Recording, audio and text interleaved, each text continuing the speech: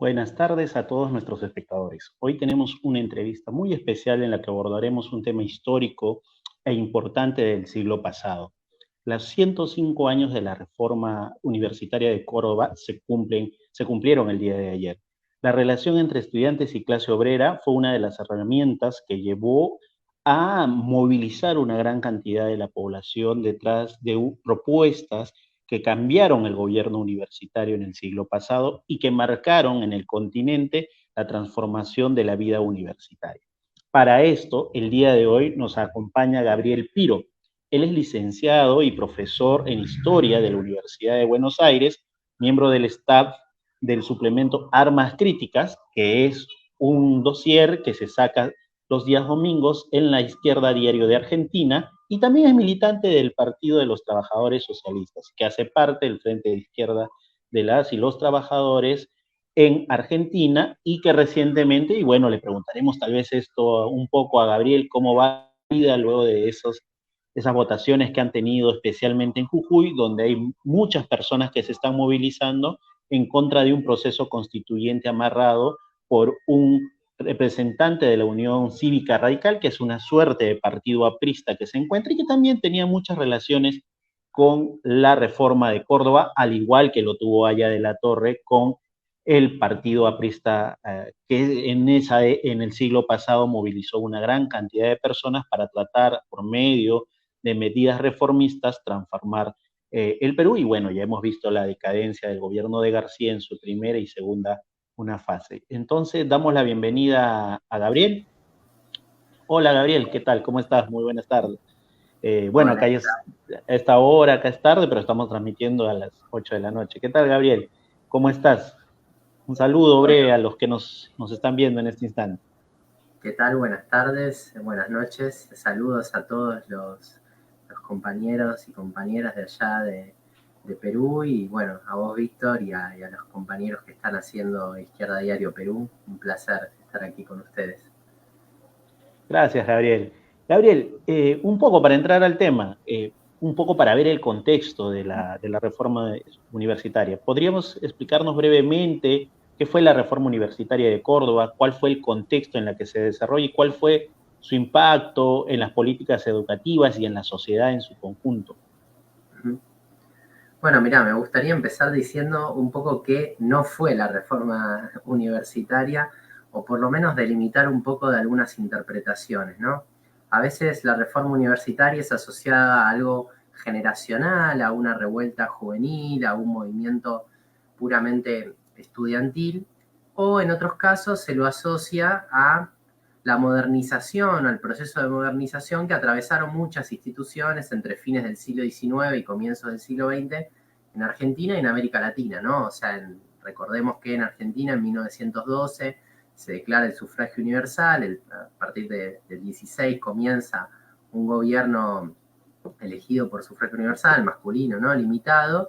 Entonces muchas veces se intenta asociar la reforma universitaria como parte de este proceso de modernización, ¿no? Hay que recordar, la reforma universitaria comienza en Córdoba, entre fines del año 17 y comienzos del año 18, pero yo aquí lo que quiero señalar es que estas interpretaciones dejan de lado las cosas importantes, digamos, que nosotros podríamos retomar y reivindicar de la reforma universitaria. No significa que estos elementos no hayan estado presentes. Efectivamente, había una crítica generacional, efectivamente había cierta modernización, intento de autonomización del campo cultural, pero si nosotros vemos el manifiesto liminario y vemos el contexto, vamos a entender algunas otras cuestiones.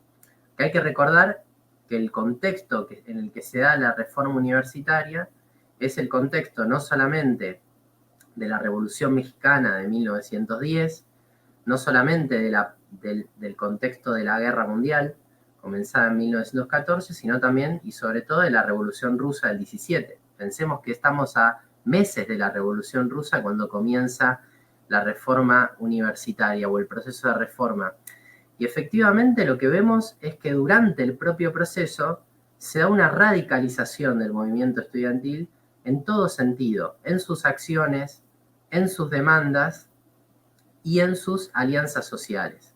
Es decir, el movimiento de la reforma universitaria que comienza con una serie de reclamos bastante propios del movimiento estudiantil, las cuestiones vinculadas a las cátedras universitarias, a la elección de los profesores, incluso resultan confusos en un primer momento cuáles son las demandas. Bueno, frente a los ataques del rectorado, recordemos Córdoba, una provincia muy tradicional, una provincia con un peso enorme de la iglesia, cuestión que fomentaba, ¿no?, también este descontento y esta crítica de los estudiantes, pero esas demandas que al principio parecen un poco difusas o no tan disruptivas, con el correr del proceso, ya entre marzo, abril, mayo del 18 y sobre todo a partir de junio, ¿no?, que es cuando se intenta votar un rector que era contrario a los postulados reformistas, ahí comienza un periodo de radicalización de la reforma.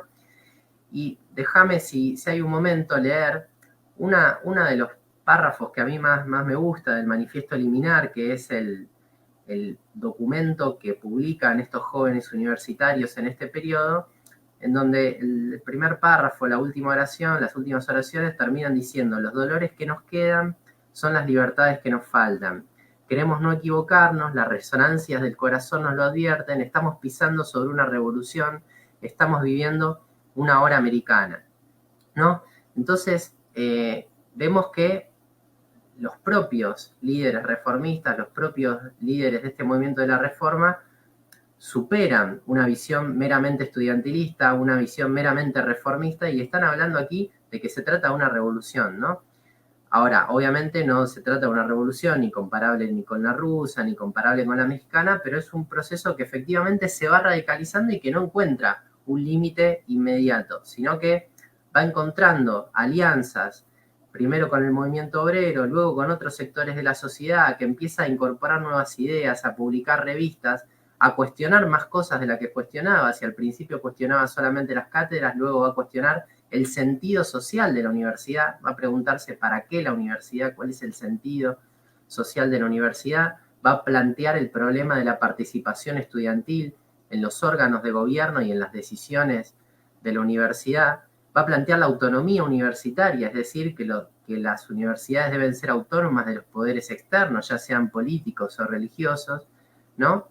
Y va a terminar diciendo, ese manifiesto, en uno de sus pasajes más conocidos, dice: la juventud ya no pide, exige que se le reconozca su derecho a exteriorizar el pensamiento propio de los cuerpos universitarios por medio de sus representantes.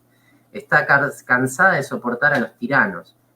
Si ha sido capaz de realizar una revolución de las conciencias, no puede desconocérsele la capacidad de intervenir en el gobierno de su propia casa. Bueno, tiene un sentido subversivo, ¿no?, lo que están planteando, y que excede un poco a las interpretaciones más, digamos, que lo intentan cercenar a un movimiento puramente estudiantil o puramente democratizador de la universidad, ¿no? Acá hay otro contenido que empieza a aparecer.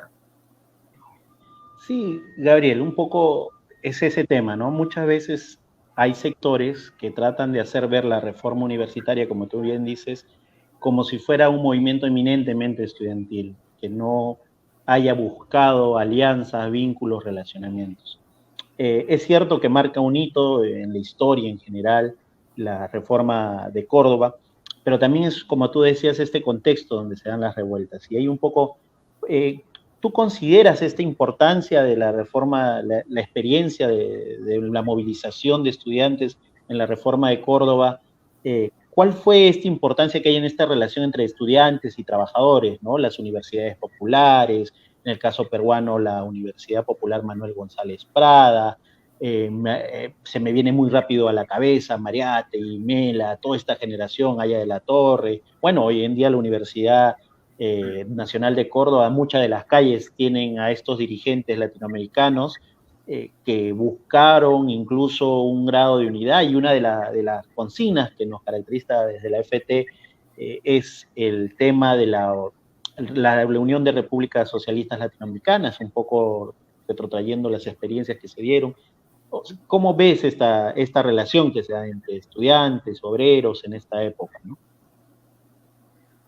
Bueno, déjame empezar diciendo un poco que por ahí lo podemos charlar un poquito más hacia adelante, pero siempre cuando hablamos del movimiento estudiantil estamos hablando de un sujeto heterogéneo, ¿no?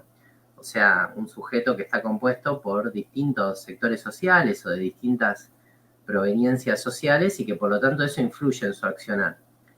Este movimiento de radicalización de la reforma, como bien vos decís, se empieza a extender por toda América Latina, rápidamente empieza a ser como un ejemplo, y empieza a haber distintos tipos de reacciones. Reacciones favorables y también contra la reforma, procesos contrarreformistas.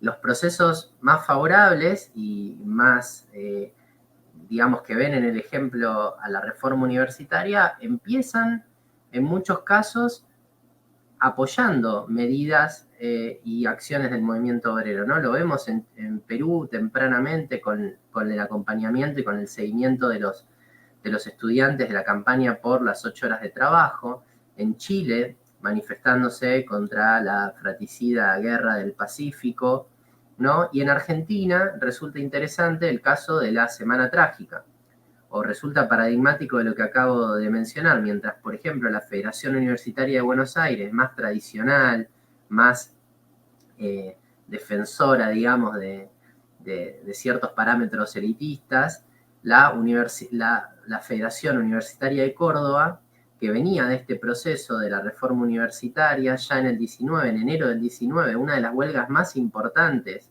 de la historia argentina, en donde los talleres metalúrgicos Bacena se rebelan y se ponen de pie contra el gobierno de Irigoyen. Bueno, aparece la Federación Universitaria de Córdoba prestando el apoyo a ese levantamiento. Pero ¿por qué digo eso? Bueno, porque esta tradición más izquierda o más vinculada al movimiento obrero no apareció de la nada, sino que se había empezado a forjar en este proceso de la reforma, que a su vez se había radicalizado. Cuando yo mencionaba la fecha del 15 de junio, que es por la cual estamos recordando ahora la reforma universitaria, ¿no? Que es el momento de la elección del rector, en donde la mayoría de los estudiantes esperaba la elección del rector reformista, del rector que ellos habían apoyado, que esperaban que fuera elegido, y los profesores se organizan, la casta profesoral se organiza para votar a un rector contrario a los intereses reformistas, ¿no? Cuando eso ocurre, se empieza a radicalizar ese proceso de la reforma, se toma la universidad, se empiezan a hacer acciones callejeras, no solamente esta toma es una toma pasiva, sino que implica el control de la universidad y la designación de cargos y la designación digamos, el control administrativo y educativo de la universidad. Y las acciones callejeras empiezan a ser muy importantes. ¿Por qué? Porque justamente la policía de la provincia de Córdoba, tan reaccionaria como su gobierno y conservadora, intenta justamente evitar este proceso de radicalización, y el movimiento estudiantil encuentra en el movimiento obrero un importante aliado, y sobre todo en la Federación Obrera Cordobesa. Recordemos que en este periodo hay sectores del movimiento obrero cordobés, por ejemplo los tranviarios, por ejemplo los ferrocarrileros, está bien, pero también trabajadores del calzado, que se estaban empezando a organizar, y también aparecen algunos núcleos de izquierda de lo que va a ser los primeros pasos del Partido Socialista Internacional, que luego se va a transformar en el Partido Comunista. Ahí acá aparece algunas figuras, por ejemplo Miguel Contreras, que es un obrero que es partícipe de estos procesos de movilización estudiantil, y empieza a haber un lazo permanente. Los trabajadores participan de las acciones estudiantiles, pero también los estudiantes asisten a los mitines y a las reuniones en los locales sindicales. Y me gustaría decir una cosa más: esta unidad no solamente se da desde el punto de vista de la lucha, que es muy importante para resistir a las embestidas policiales y para resistir la represión y para ganar apoyo popular a las demandas reformistas, sino que también están vinculados con la propuesta de los estudiantes de incluir a los trabajadores como parte del destino social de la universidad. Es decir, lo que se empieza a plantear en la reforma universitaria, pero incluso ya lo vemos algunos años antes con algunos grupos reformistas, o sea, que después van a ser algunos referentes reformistas, por ejemplo, proponiendo la universidad popular, que son un precedente o un ejemplo similar a lo que vos mencionabas antes respecto de las experiencias que hay en Perú y en otros lugares de América Latina respecto de universidades populares que tienen esta misma idea, que luego algunos van a asociar con la extensión universitaria, pero que incluso va más allá, que es, bueno, de qué manera poner la universidad al servicio del conocimiento y el conocimiento al servicio de los trabajadores, pero también la universidad, las puertas abiertas a que puedan entrar los trabajadores, reflexionar, que sea un lugar de, digamos, de politización y de intento de pensar una universidad para la transformación social, ¿no? Entonces, digo, a partir de esta experiencia común, se va forjando una tradición en Córdoba que después aparece en la Semana Trágica. Ahora, hay otros lugares en donde esa experiencia no se forja efectivamente y muestra un poco esta característica no policlasista y con distintas tendencias políticas dentro del movimiento estudiantil. ¿Sabes que no te estoy escuchando, Víctor? Creo. Ahí va. Sí, disculpa. Hoy en día hay una serie de reformas que también recorren el continente. Te comento, acá en Perú, el año 2004, se llevó a cabo una reforma por parte de un militar que fue docente en la época de Pinochet y fue congresista por Perú Posible, ¿no? Él llevó adelante una reforma y muchos de estos elementos que él proponía es tratar de poner por delante la investigación, aumentarle la calidad, de que las universidades estén en los primeros en los rankings, etcétera, etcétera, esta condición de competencia por llegar a estar en los rankings primeros, que creo que es algo común en casi todo el continente, ¿no? Y en cierta medida, muchos de estos elementos traídos de la reforma de Córdoba fueron dejados de lado o transformados conceptualmente, ¿no? Tú me hablabas del tema de la extensión universitaria, ¿no? Hoy en día acá le llaman responsabilidad social, ¿no? Más enfocado desde la lógica empresarial, ¿no?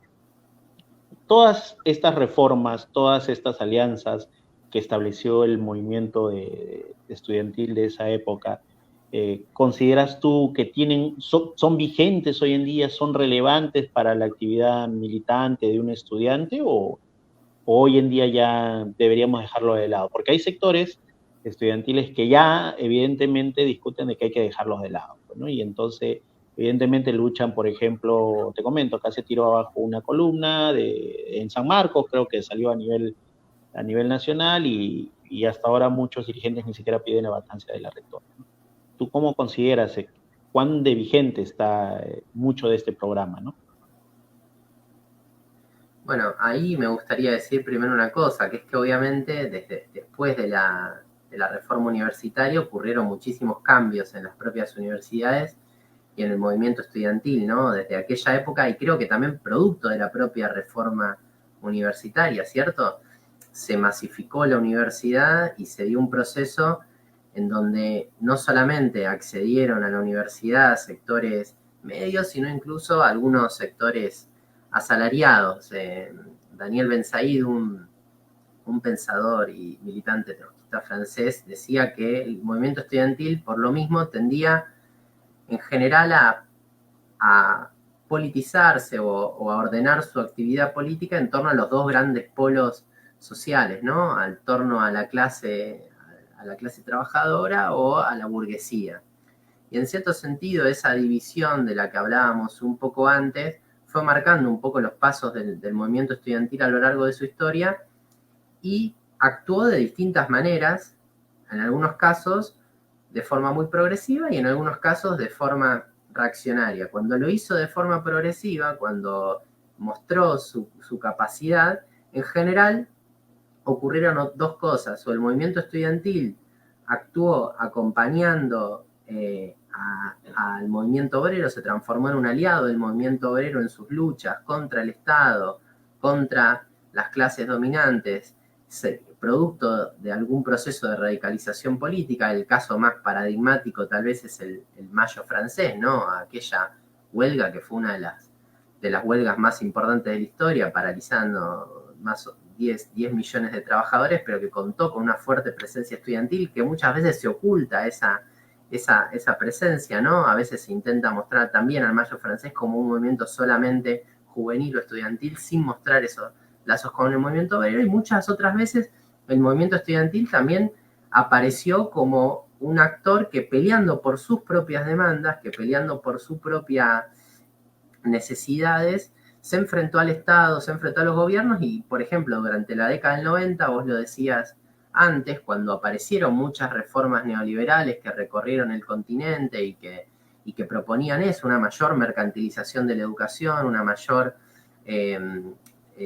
mercantilización del conocimiento y restricción para el ingreso a la universidad, retomaron algunas de las banderas tradicionales del movimiento estudiantil, y incluso en este periodo más cercano, por ejemplo, si vamos a México con el Yo Soy 132 o la lucha contra las desapariciones en Ayotzinapa, cuando en Chile en el 2011 aparece con todo el movimiento estudiantil y marca un antes y un después, sin dudas, en la política chilena, cuando en el gobierno de Temer en Brasil, el movimiento estudiantil frente a esa dictadura es uno de los, o frente a ese gobierno golpista es uno de los primeros en salir.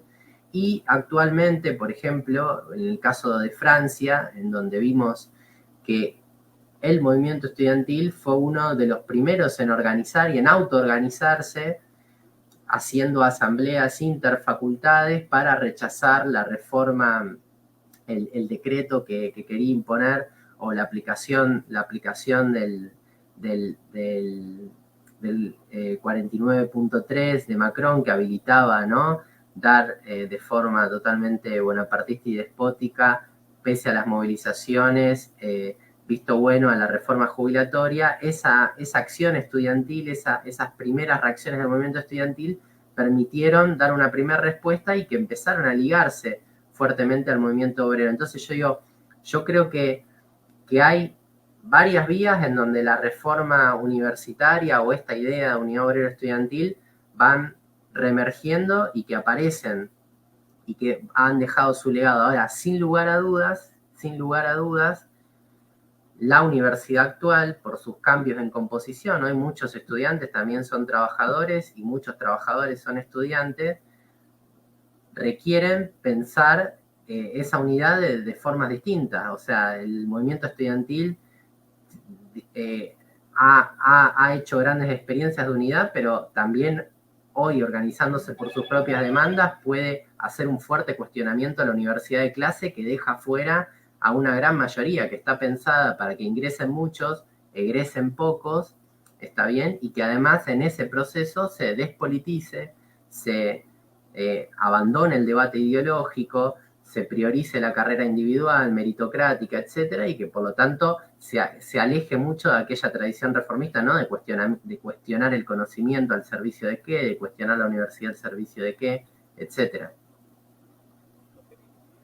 Sí, ¿no? O sea, es evidente todo lo que tú estás comentando. Escala, por el mismo hecho de la crisis a escala mundial, se está evidenciando de que hay una necesidad de que los componentes estudiantiles estén mucho más, o el movimiento estudiantil esté mucho más vinculado a la clase obrera, en el caso de acá, las movilizaciones de inicio del año tuvieron la imagen de un movimiento estudiantil muy vinculado al campesinado, ¿no? La Asociación de Centros Universitarios de la Universidad Nacional de Ingeniería permitió el ingreso de una gran cantidad de personas que venían a manifestarse desde la región de Puno, Arequipa, Cusco, estudiantes, etcétera, a que puedan descansar en la universidad. Y por este tipo de reformas que te venía diciendo, se hizo todo un papeleo para tratar de sancionar a la universidad, siendo los estudiantes los que han venido vinculando, relacionando, incluso creo que les abrieron investigación. O sea, este relacionamiento cada vez es más importante, porque en las movilizaciones hoy, en el cual la tentativa autoritaria creo que está más puesta en boga que en cualquier lado, el movimiento estudiantil cumple un papel de aportar no solamente con ideas, sino también con personas movilizándose y manifestándose en contra las acciones. Entonces, en este marco, ¿tú cuál consideras que son los desafíos que tiene el movimiento estudiantil? Entendiendo el movimiento estudiantil no solamente en nuestro país, sino a escala continental, mundial, viendo un poco lo que tú comentabas, lo de París, viendo un poco lo que sucedió a inicios de este año acá en Perú, con un movimiento estudiantil tratando de vincularse. Me acuerdo mucho que estuvimos en una asamblea tratando de reseñar un poco en la Universidad Nacional de Ingeniería, donde había sectores estudiantiles que consideraban que no era necesario darles un techo a la gente que venía a manifestarse, y por mayoría los estudiantes lograban votaban en contra de esas propuestas, y estas propuestas se sostenían en cierta medida en tratar de buscar que el estudiante se elitice, ¿no? Que el estudiante rasguñe o intenta asumir en sí mismo una conciencia de clase burguesa, ¿no? Una conciencia en la cual él luego de terminar puede acceder a tener un medio de producción, cuando en la realidad y en la práctica muchos sabemos que eso no es así. Incluso hoy en día, con la flexibilización laboral y con la atomización de la informalidad y todo esto, muchos de estos pequeños o microemprendimientos terminan siendo parte del gran sistema, sino que con salarios mucho menores, con cantidad de dinero mucho más bajo y con la precarización laboral que creo que todo el continente.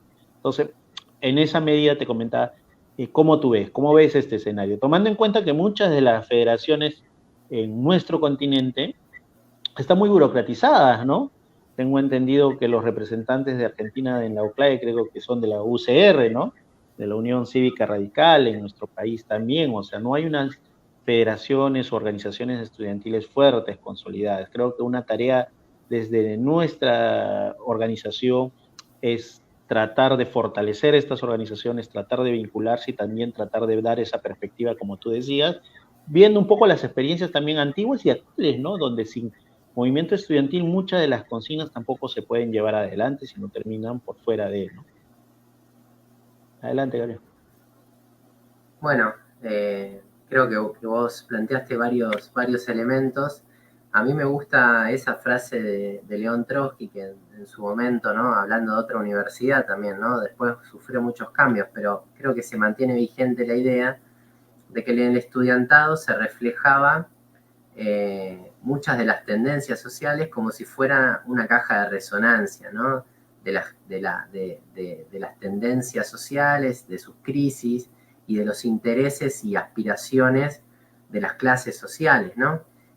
A mí me emocionó mucho ver desde aquí las imágenes de los estudiantes recibiendo las grandes manifestaciones que entraban a Lima, de los campesinos que luchaban contra el golpe, y me parece que en cierto sentido confirma un poco esta idea, ¿no? O sea, es difícil que el estudiantado sea ajeno a la realidad social, por más que intenten presentar a la universidad como una isla, como un lugar en el que se puede entrar y hacer una carrera de ascenso social, digamos, y salir convertido en otra persona. La realidad es que por una u otras vías la universidad va moldeando, ya sea instalando las ideas de las clases dominantes, ya sea colocando el conocimiento que allí se genera al servicio de las empresas, o también puede haber dentro de la universidad disputas, debates,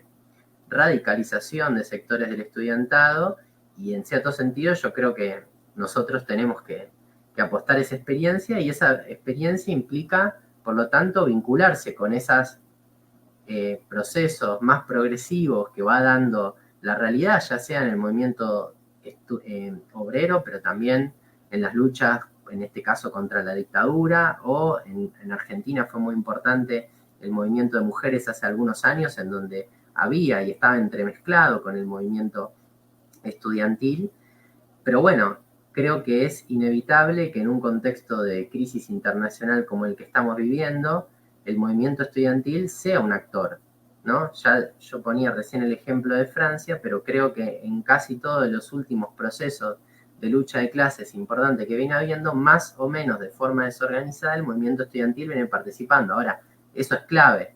¿Va a intervenir de forma organizada en tanto movimiento estudiantil o va a intervenir de forma disuelta entre las movilizaciones. Bueno, para que lo haga de forma organizada, es importante pensar cuáles son las formas de organización del movimiento estudiantil y como vos decías, ahí en Argentina, como en otras partes del mundo, en muchos casos los centros de estudiantes, las federaciones, se acoplaron a esta idea de una universidad como una isla, ¿no? O sea, una universidad que reproduce determinado orden social y no solamente eso, sino que los centros y federaciones en muchos casos funcionan como engranajes de ese régimen político, como un engranaje que busca contener al movimiento estudiantil, que no se vincule a las experiencias más avanzadas del movimiento obrero y funcionan a modo de burocracias, digamos. Así como hay burocracias en el movimiento obrero, también muchas veces los partidos tradicionales, en nuestro caso, la gran mayoría de las federaciones de Argentina están controladas por el radicalismo, que es el mismo gobierno que, por ejemplo, ahora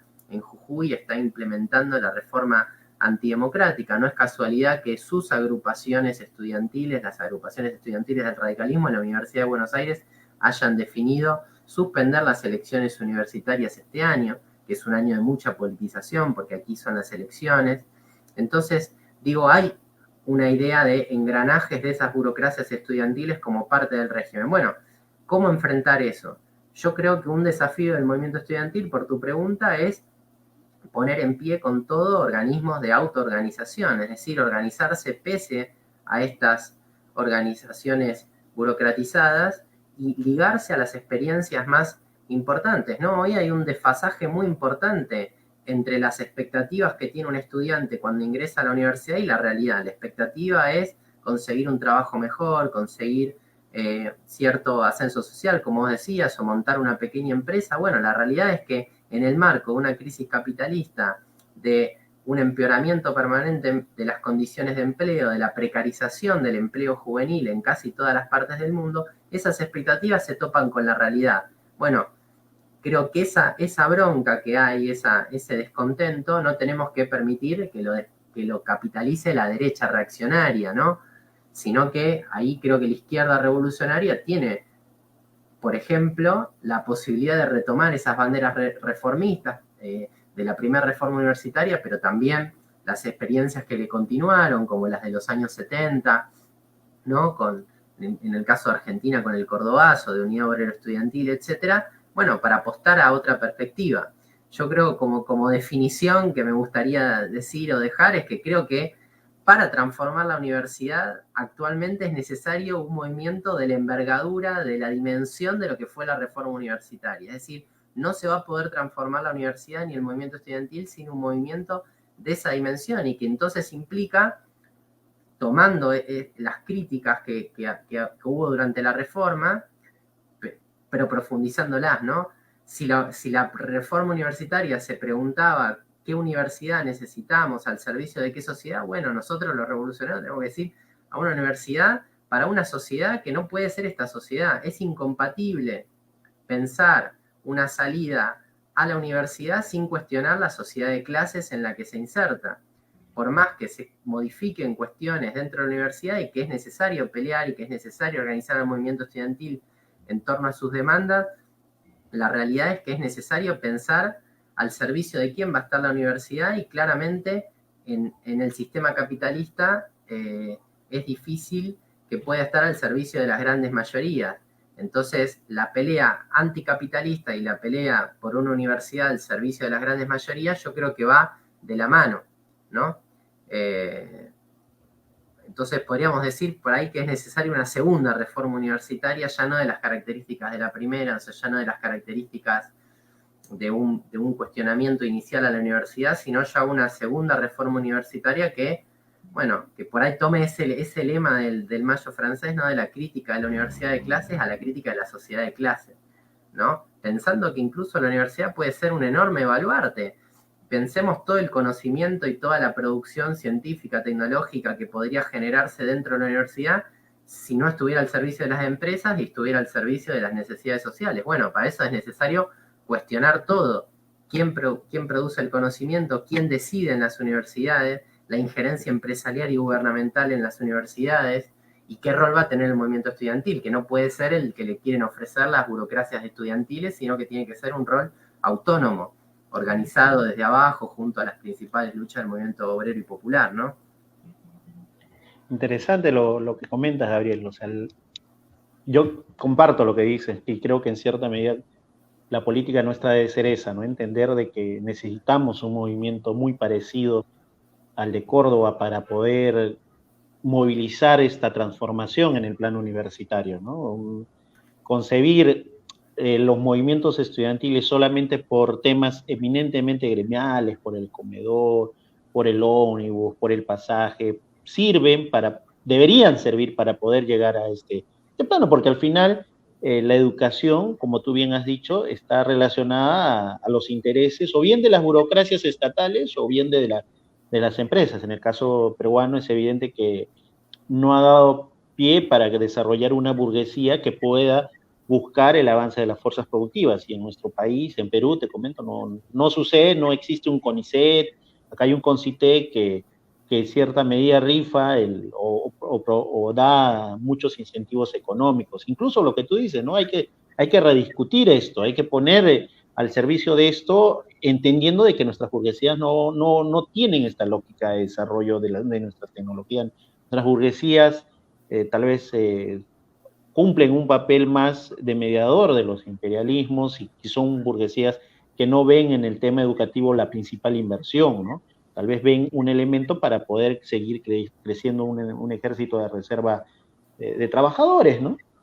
Está Marco Gabriel, y ya para ir cerrando, tal vez nos puedas contar alguna de tus experiencias en el movimiento estudiantil, cómo van, cómo se organizan, tal vez en la UBA, cómo te organizabas, o tal vez cómo están ahora vinculándose tal vez algunos compañeros en Jujuy o en algunas otras zonas de Argentina, qué perspectivas le ves en el plano continental al movimiento estudiantil, viendo luego de lo que sucedió en Chile, que incluso hemos tenido, como tienen actualmente como presidente a uno de los que fue, como tú dices, estos burócratas que habían en la Federación de Chile, en la Federación de Estudiantes de Chile, que es Gabriel Boric, que muy poco así, lo único que trataba es buscar cámara televisiva para poder ser mediático bajo esta onda que estableció el neoreformismo desde Podemos.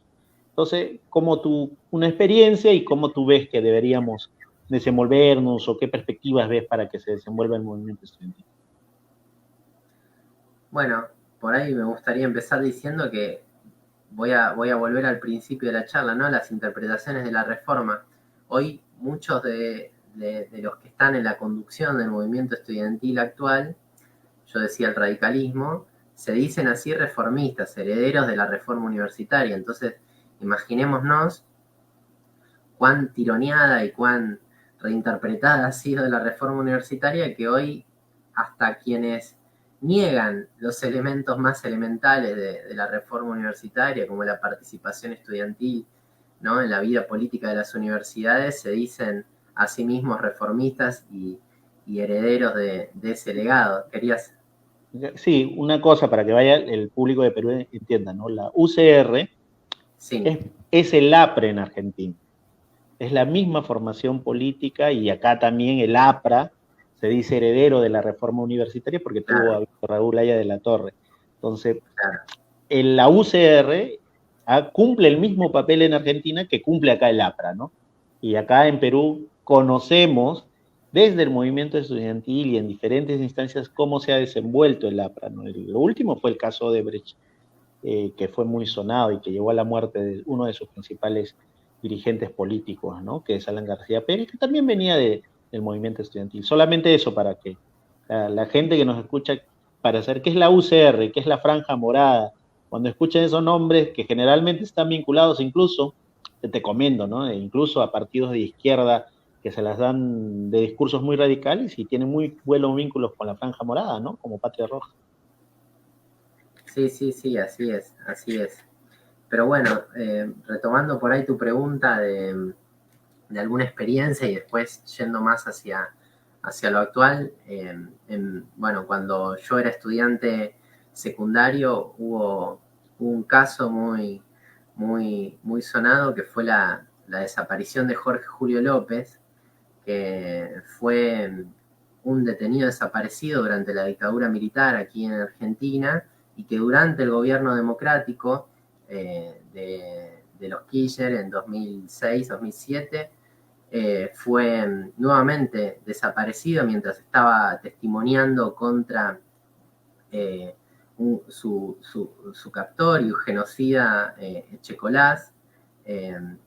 Una de sus abogadas había sido Miriam Bregman, que es hoy nuestra candidata aquí en el Frente de Izquierda. Y bueno, esa desaparición generó una movilización dentro del movimiento estudiantil secundario. Y yo, bueno, fue una de mis primeras experiencias estudiantiles porque, bueno, era si se quiere, un aprendizaje que había quedado desde el periodo de la dictadura, ¿no? O sea, que esa lucha por los derechos humanos, contra los genocidas, etcétera, era algo que había dado el movimiento por los derechos humanos y que el movimiento estudiantil se había involucrado. Entonces, yo siendo un joven secundario todavía, me había sentido interpelado un poco por eso.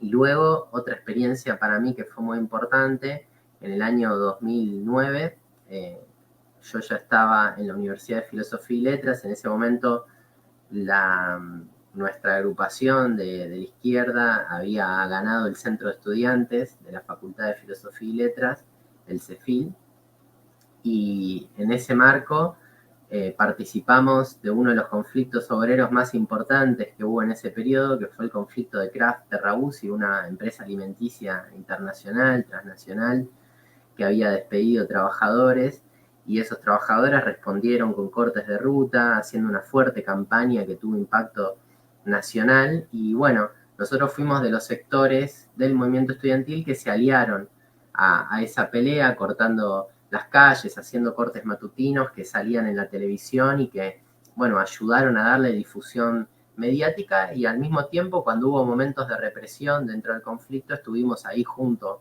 a los trabajadores peleando. Y bueno, un poco en ese momento retomábamos esa idea, ¿no?, de unidad obrero estudiantil, de unidad entre trabajadores y estudiantes, que por otro lado es algo a lo que le teme mucho las clases dominantes, ¿no? O sea, las clases dominantes quieren, y las burocracias estudiantiles y las burocracias obreras quieren que todos peleemos por separado, ¿no? O sea, que los trabajadores peleen por lo suyo, que los estudiantes peleen por lo suyo, pero lo que temen profundamente es que se dé esa alianza social, ¿no? Temen que haya un cuestionamiento profundo a esta sociedad que vincule a quienes están en las casas de estudio con quienes están dentro de la fábrica. Y hoy esa alianza, como decía antes, yo creo que tiene una potencialidad estratégica muy fuerte, porque muchos de quienes estamos y quienes están en las universidades son también trabajadores, y en muchos casos trabajadores precarizados.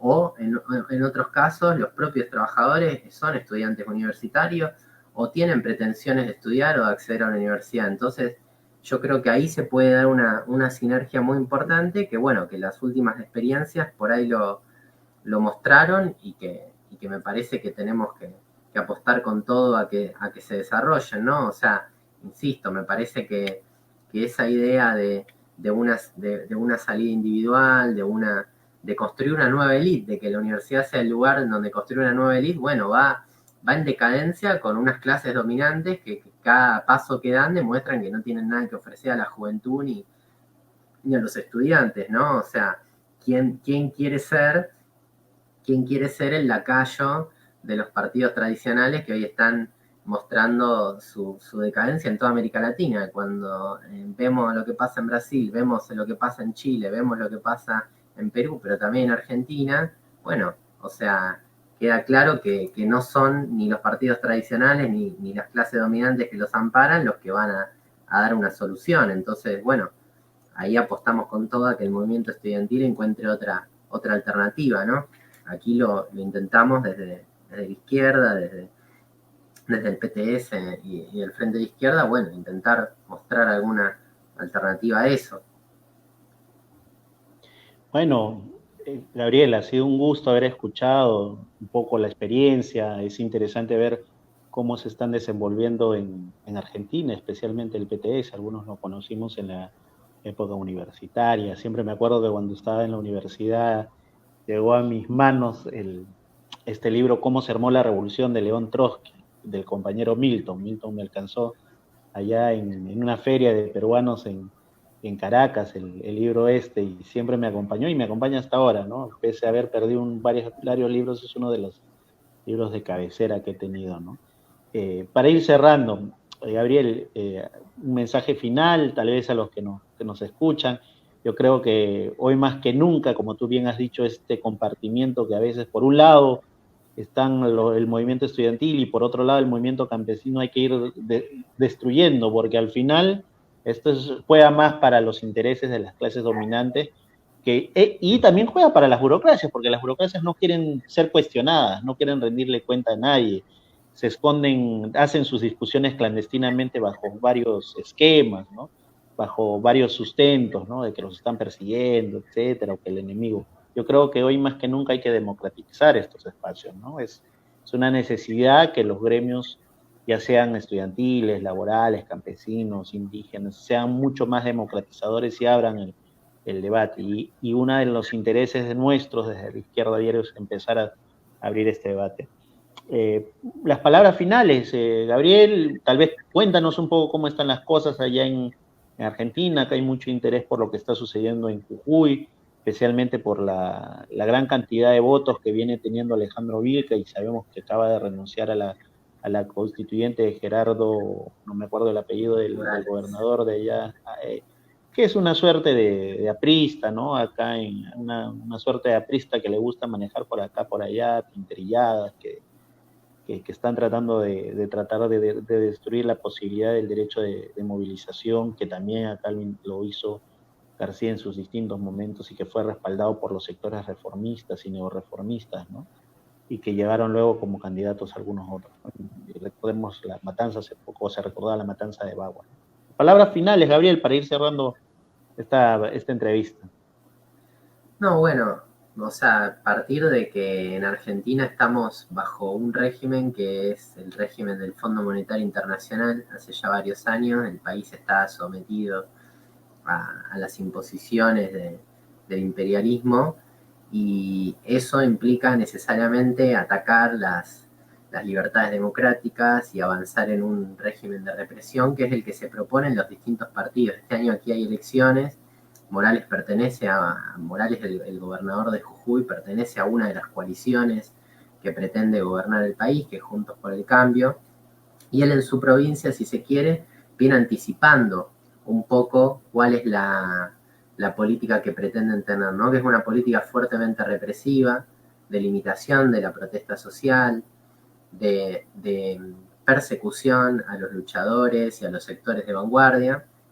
Y en Jujuy se da una situación muy especial, porque es un gobierno que tiene toda esta política, pero al mismo tiempo del otro lado ha surgido una izquierda revolucionaria que ha sabido participar de las elecciones intentando capitalizar digamos, y representar un poco ese odio y esa bronca que aparece entre los trabajadores del azúcar, del tabaco, los municipales, los trabajadores docentes, que están siendo ajustados, que están siendo perseguidos cuando se quieren organizar, que están cansados de vivir como hasta ahora y vieron en el frente de izquierda y en la figura de Alejandro Vilca, nuestro compañero, que venía además de una fuerte tradición de lucha. Él había sido trabajador, es trabajador municipal, recolector de basura, y habla desde adentro de la clase trabajadora y desde adentro de esos padecimientos. Bueno, el resultado electoral que él tuvo en la última elección, sacando el 13% de una elección ejecutiva, inédito para el trotskismo en Argentina, y creo que casi a nivel internacional también, bueno, no sale del cielo, digamos, no es algo que cae de la nada, sino que es parte de la combinación de estas dos cuestiones, ¿no? De una bronca acumulada, de un régimen que viene atacando y que se viene preparando para el ajuste, pero también de una izquierda que no es una izquierda que hace negocios con el régimen, que no es una izquierda que habla desde afuera, sino que habla desde las luchas, desde ser parte de ese movimiento obrero, desde ser parte de haber recuperado el sindicato docente que ahora está a la cabeza de las movilizaciones. Y bueno, y esa base de influencia conquistada por la izquierda fue muy importante. ¿Para qué? Para denunciar algo que si no hubiera tal vez pasado inadvertido. Es un régimen en la provincia de Jujuy que está acostumbrado a actuar de forma feudal, es decir, sin que nadie lo cuestione, sin que nadie muestre los negociados que están haciendo y con la complicidad del peronismo. Hay que decir que el peronismo, que es el partido gobernante y que se plantea como una oposición en la provincia de Jujuy al régimen de Morales, fue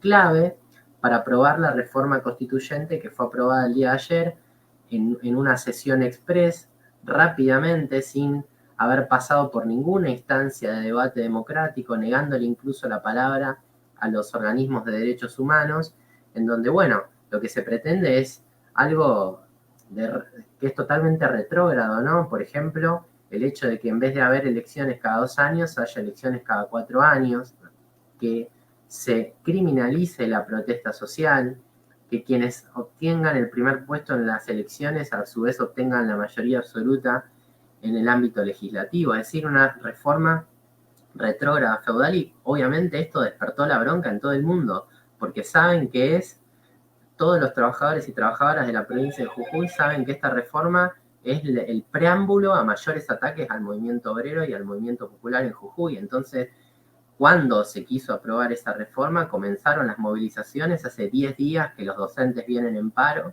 Ayer, mientras se votaba a espaldas, radicales y peronistas en la legislatura, esta reforma, comenzaron movilizaciones en toda la provincia, en lugares en donde casi nunca hay movilizaciones porque es muy difícil, en Palpalá, en Ledesma, pueblos azucareros, pueblos que vienen de una enorme tradición del movimiento obrero, pero que, digamos, son tal vez menos frecuentes que haya movilizaciones masivas, y hubo de decenas de miles cortando la ruta, movilizándose hacia la capital, los docentes, con marchas también de decenas de miles, y el día de hoy también, ya una vez aprobada la reforma, continúa el paro, continúa habiendo movilizaciones, y bueno, es un poco la respuesta popular y un mensaje, ¿no? El mensaje de, bueno, no va a pasar fácilmente esta reforma.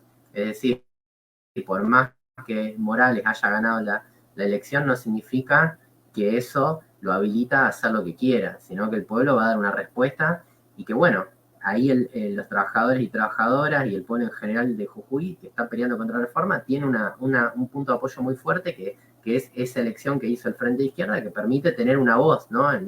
Que permite tener una voz, denunciar, mostrar lo que están haciendo el régimen, mostrar desde adentro, pero obviamente sin ser cómplice, ¿no? Por eso nuestro compañero Levilca renunció a la constituyente, a esa asamblea maniatada, porque, digamos, no era posible defender los intereses de las grandes mayorías ahí adentro. Era una constituyente totalmente impopular. Bueno, Gabriel, muchas gracias. Ha sido un gusto haberte tenido en nuestro primer programa de Revolución Permanente. La semana pasada instalamos el programa Cero, tocando el tema de la Guerra del Pacífico.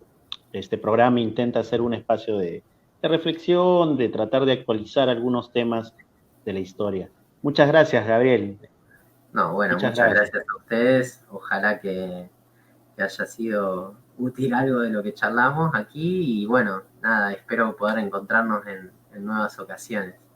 Sí, claro que sí, te estaremos invitando. Un saludo también para los compañeros de allá de Argentina.